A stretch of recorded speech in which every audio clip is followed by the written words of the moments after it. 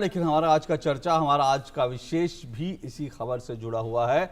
हमारा आज का विशेष दिल्ली को लेकर कि दिल्ली शांति की ओर। जी हाँ, दिल्ली में अमन और शांति एक बार फिर से लौटती हुई दिख रही है। अच्छा संकेत है, लेकिन क्या इससे संतुष्ट होकर बैठा जा सकता है?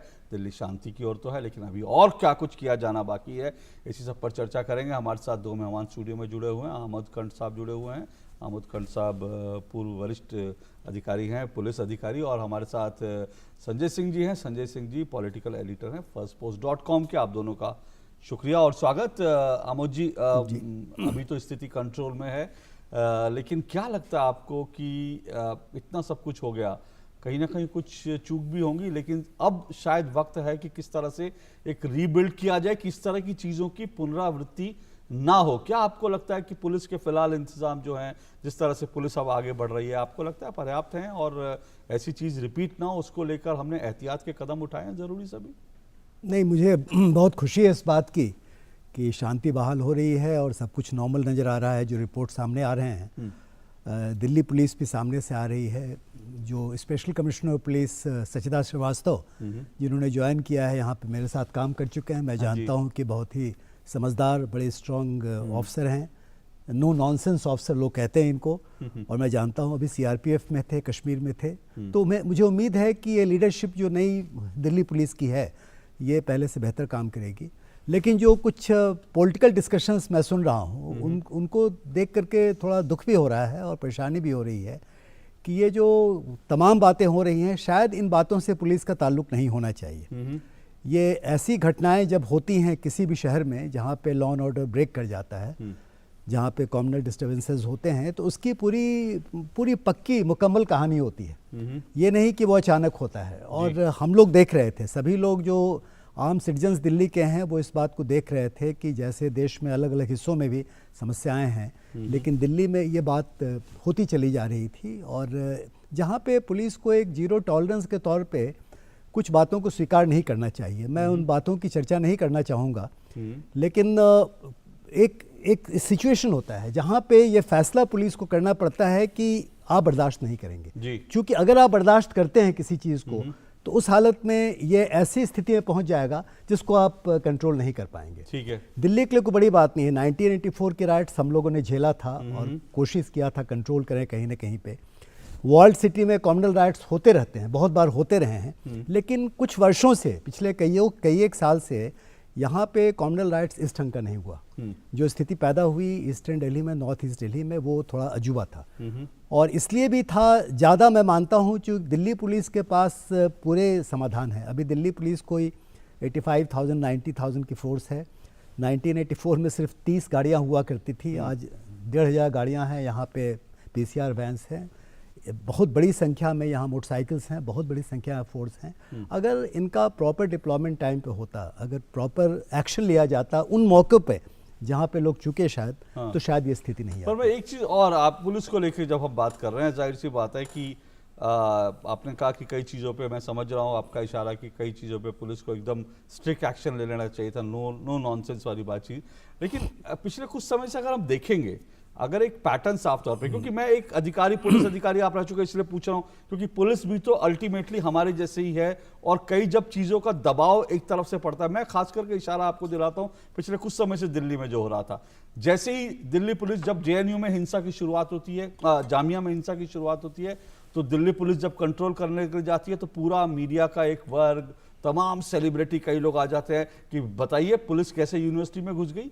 किससे पूछ कर गई। जब जेएनयू में पुलिस बाहर खड़ी रहती है, तब सवाल उठता है, अरे पुलिस अंदर क्यों नहीं गई, पुलिस ने एक्शन क्यों नहीं लिया, पुलिस को ये, पुलिस को वो। और कहीं ना कहीं पूरे तमाम जो हिंसा की कार्रवाइयां हो रही थी, उसमें एक बड़ा एंगल ये था कि पुलिस को लेकर लगातार एक झूठा नैरेटिव भी चल रहा था कि भाई पुलिस ने देखिए इतना कर दिया। अभी तो जामिया के कई सारे वीडियोज आए जिसमें साफ तौर पर दिख रहा है कि दंगाई पत्थर मार करके अंदर घुसे थे, लेकिन एक पूरा नैरेटिव चला कि पुलिस ने बड़ी नाइंसाफी करी। तो इस तरह से क्या, जब पुलिस पर इस तरह के दबाव पड़ते हैं, मीडिया, सोशल मीडिया, सेलिब्रिटीज, तो क्या इसका असर नहीं होता? नहीं, पड़ता है। एकदम सही बात आप कह रहे हैं कि पुलिस पे यही दिक्कत है कि सिविलियन कंडीशंस में और जहाँ पे कोई बॉर्डर पे काम कर रहा है, बड़ा फ़र्क होता है। क्योंकि आप सोसाइटी में मूव कर रहे हैं, सोसाइटी के अलग अलग लोग हैं, और हर किसी के अपने विचार हैं, हर कोई इन्फ्लुएंस एक्सरसाइज करना चाह रहा है। ये एकदम सही बात है और ये बात भी सही है कि जहाँ जो स्थितियों का आप बयान कर रहे हैं, चाहे वो लॉयर्स की परेशानी हो, जेएनयू की परेशानी हो, जामिया में जो कुछ हुआ, या फिर उसके बाद शाहीन बाग में लोगों ने सड़क रोक लिया, सड़क पे कहीं और रोक लिया गया, फिर इसका रिएक्शन हुआ, ये तमाम चीज़ें जो पिछले 2-2.5 महीने से बिल्डअप हो रही है, जो मैं देख रहा हूँ, दिल्ली पुलिस के लिए बहुत बड़ा प्रेशर था और दिल्ली पुलिस को इसके लिए पूरी तरह से अकेला जिम्मेवार मानना गलत होगा। मैं एक पुलिस ऑफिसर की हैसियत से कह रहा हूँ। लेकिन साथ साथ ये भी सही है कि क्रूशियल टाइम पे, जब किसी वक्त पे, मान लीजिए कि जेएनयू की बात है, मैं कुछ डिसाइसिव कमेंट नहीं देना चाहता हूं, लेकिन अगर पुलिस ने कुछ देखा, कोई ऐसी चीज हो रही है सामने में जो उनको रोकना चाहिए, तो उनकी ड्यूटी बनती है। जामिया में अगर मान लीजिए कहीं पे कोई पथराव हो रहा है या कोई गलत काम हो रहा है, पुलिस, ऐसा नहीं कि जामिया में पहली बार फोर्स गई, मैं जॉइंट कमिश्नर पुलिस था और मुझे याद है कि जामिया में हम लोग इंटर किए थे और वहाँ भी एक्शन, पुलिस एक्शन लिया गया था। वाइस चांसलर हमारे साथ थे, मेहदी साहब वाइस चांसलर थे, वो हमारे साथ थे और इसमें इसकी इंक्वायरी भी थोड़ी बहुत हुई और इसको सही माना गया। तो मेरा ये कहना है, अभी लॉयर्स के साथ जो घटनाएं हुई, उस घटना में बहुत सारी भूल चूक होती रही और उसमें फिर जुडिशरी भी इंटरवीन की। अब हम किसको गलत माने? देखिए, यहाँ पे दिक्कत हो रही है कि हर किसी पे आप दोष लगा सकते हैं क्योंकि हर किसी की गलती हुई, लेकिन एक बात पक्की है, जो गोल्डन रूल है, जो मैं फिर रिपीट कर रहा हूँ, किसी न किसी पॉइंट को मौके पे पुलिस ऑफिसर को डिसाइसिव होना पड़ता है, उसको खड़े होने की लीडरशिप देनी पड़ती है और कहना पड़ता है कि ये नहीं होना चाहिए। ठीक है। और वो वायलेंस होता है, आर्सन होता है, जहाँ पे प्रॉपर्टीज डैमेज होने की पूरी गुंजाइश है, सामने हो रहा है, लोगों की मौत हो सकती है, बहुत भयानक घटनाएं हो सकती हैं, तो पुलिस को एक्ट करना पड़ता है। ठीक है। संजय सिंह जी, ये सवाल मैं इसलिए पूछ रहा हूं क्योंकि मुझे लगता है कि मीडिया, सोशल मीडिया, उसकी एक रिस्पॉन्सिबिलिटी बनती है ऐसे समय में। पुलिस की तो बात हुई, लेकिन मीडिया और सोशल मीडिया पे जिस तरह से झूठी खबरें और जिस तरह से झूठे नैरेटिव लगातार बढ़ाए गए, अब भी चल रहे हैं ऐसे कई झूठे नैरेटिव, क्या आपको लगता है वो एक बड़ी जिम्मेदारी थी? और कहीं ना कहीं उस झूठ को, जैसे आज की घटना है, आज तमाम मीडिया ने सुबह से ही ये खबर चलानी शुरू करी कि जस्टिस मुरलीधरन ने क्योंकि कड़ी टिप्पणी की थी इसलिए उनका ट्रांसफर हो गया। सच बात क्या? सच बात यह है कि 12 तारीख को, यानी कि आज हम जो है 27 फरवरी की बात कर रहे हैं, 12 फरवरी को सुप्रीम कोर्ट के कॉलेजियम ने कहा था, अनुशंसा की थी कि इनको ट्रांसफर कर दिया जाए। तो इस तरह का जब झूठा न्यूज, झूठी नैरेटिव, तब आप कहीं ना कहीं आग भड़काने का काम नहीं करते?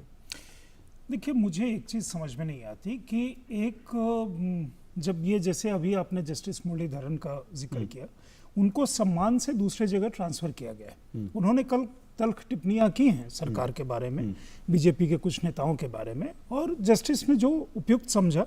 अब उनके पास कल वो केस आना था या नहीं, ये नहीं आना था, वो हाईकोर्ट के अपने, मतलब जो भी उनके रोस्टर का विषय है। लेकिन जब अगर 12 तारीख की अनुशंसा थी, तो कोई ब्लेम ये सरकार पे कर सकता है कि इतना देर क्यों किया? जब 12 को कॉलेजियम ने रिकमेंडेशन कर दिया तो इतना देर क्यों हुआ? सवाल तो ये उठना चाहिए था। दूसरी चीज़ जो आप कह रहे हैं, देखिए, एक चीज़ इसमें कहने में मुझे कोई वो नहीं है कि मीडिया, समाज का जो बाकी वर्ग की तरह मीडिया भी डिवाइडेड है। अब जैसे शाहीन बाग हो या आज ये जो घटनाएं हुई हैं नॉर्थ ईस्ट दिल्ली में, मैं रिपोर्ट्स आफ्टर रिपोर्ट देख रहा हूँ। पहले तो कोई माइक लेकर शाहीन बाग, जो माइक आईडी होती है, वो लेके नहीं जाता था, और आपको सब कुछ कहा जाता है कि मुसलमानों के साथ ये हो रहा है, उनको देश से भगा दिया जाएगा, सीए आ गया, और कोई मैंने काउंटर सवाल होते हुए नहीं सुना। बहुत महत्वपूर्ण बात आपने कही। ये और कल एक बड़े प्रसिद्ध पत्रकार वहां पे थे, उनके सामने सीए के बारे में भ्रांतियों की बात हो रही, लेकिन कोई काउंटर नहीं होता। जो दंगे की आप पूरी की पूरी रिपोर्ट, ज़्यादातर, मैक्सिमम मैं कहूँगा 80 to 90% रिपोर्ट जो है, वो लगता है कि एक कम्युनिटी विशेष, मेजॉरिटी कम्युनिटी के द्वारा उकसाई गई, उनके द्वारा की गई। आज जो आपके एमएलए की ताहिर हुसैन की बारे में खबरें अगर छोड़ दीजिए, तो आपको देख करके कुछ इस तरह का एक, मतलब ऐसा आभास होता है। डेथ के बारे में टोल के फिगर्स में हमेशा मानता हूं कि किसी भी राइट में स्टैट्स के टर्म्स में, मतलब जब आप सिर्फ संख्या बात करते हैं तो आप स्टैटिस्टिक्स जैसा आप कुछ डोल आउट करते हैं, जहां कि जैसे कोई फसल वो हो गया तो इतने का हो गया। जान है, एक जान की कीमत अमूल्य होती है, लेकिन उसमें जब आप कहते हैं तो 84 से जैसे कंपेयर किया जाता है, उस समय कंट साहब को उसके लिए गैलेंट्री अवार्ड मिला है। तो 84 एक तरह का अजीब तरह का सिचुएशन था जहां एक कम्युनिटी विशेष के लोग मारे गए थे। इसमें ऐसी सिचुएशन नहीं है, मतलब आहत दोनों तरफ के, दोनों तरफ आग लगी है। ये सिचुएशन क्या है कि पुलिस को कंट्रोल करना चाहिए था। मुझे लगता है कि ये दिल्ली पुलिस पे काफी बड़ा प्रश्नवाचक चिन्ह है।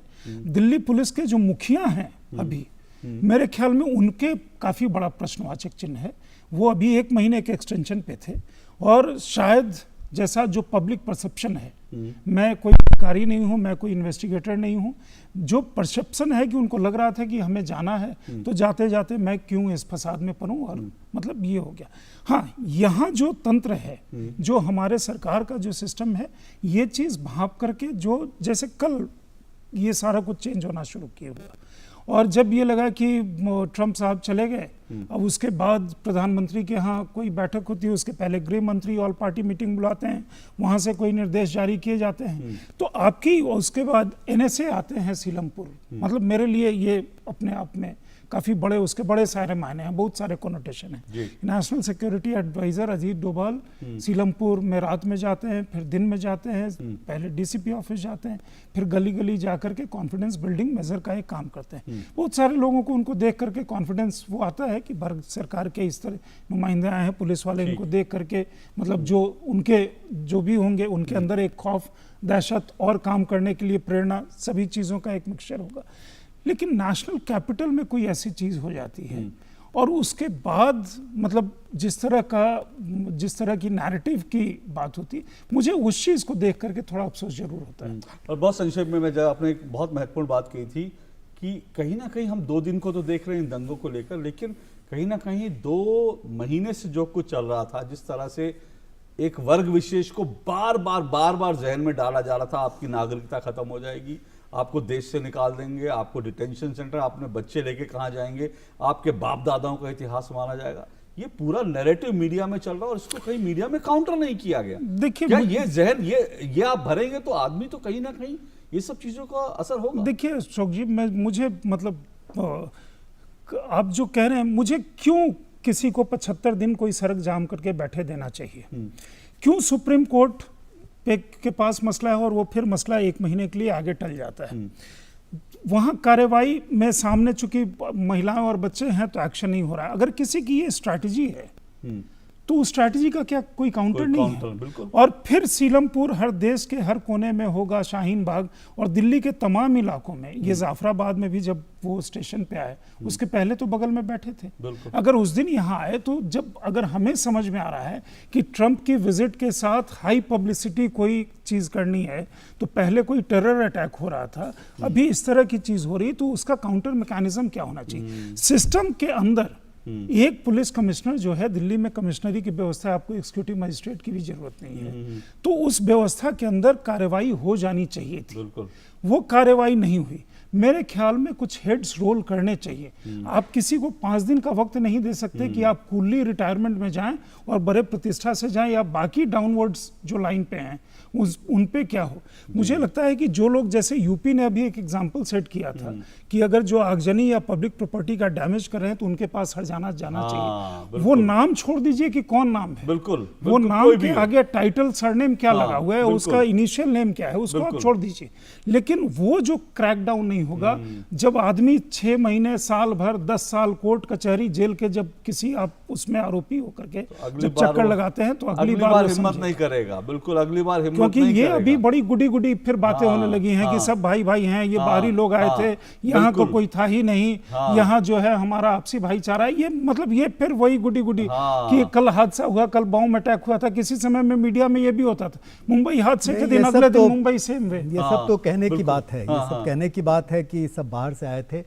बाहर से कौन आएंगे, कितने लोग आएंगे बाहर से? सही बात है। तो बड़ी बात यही है कि इसको समझना पड़ेगा, और जाहिर सी बात है कि जिन लोगों ने, जो लोग थे दंगों के पीछे, जैसा संजय जी ने कहा, एक आपको एग्जाम्पल तो सेट करना पड़ेगा ताकि आगे से कोई ऐसी हिमाकत ना कर सके दिल्ली में या देश में कहीं भी आग लगाने की।